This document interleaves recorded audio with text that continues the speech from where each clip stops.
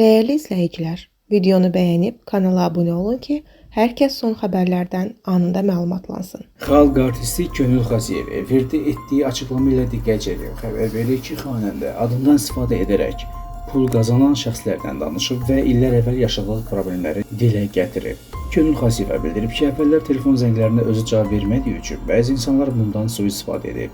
Əvvəllər telefonuma özüm cavab vermirdim, çox zənglər olurdu, adımdan danışıb pullar qazanıblar. Sənətçi qeyd edib ki, zaman keçdikcə həmin şəxsləri ətrafından uzaqlaşdırıb. Mən də o insanları zamanla ətrafımdan təmizləmişəm, eşitdikcə onları həyatımdan uzaqlaşdırmışam. Xalq artisti hazırda bütün işlərini daha diqqətli idarə etdiyini də vurğulayıb. O bildirib ki, indi telefon zənglərinə şəxsən özü cavab verir. İndi zənglərə də özüm baxıram. Könül Xaziyeva konsert fəaliyyəti ilə bağlı da maraqlı məlumat toxunub. Xanəndə çıxışlarından əvvəl ansambl üzvlərinin qonorarını öncədən ödədiyini açıqlayıb. Konsertlərimdə bütün ansamblın pulunu əvvəldən verirəm. Sənətçinin bu etirafı sosial şəbəkələrdə maraqla qarşılanıb.